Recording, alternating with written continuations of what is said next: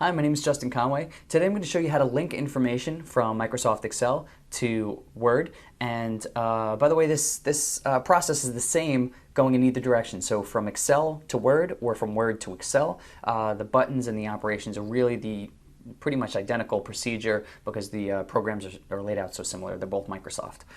So let's take an example that I have here. I have an Excel sheet set up to the right, and I have a Word document to the left here. Let's say within my Word document, I'm compiling this information, all different charts and everything. They live in different Excel documents.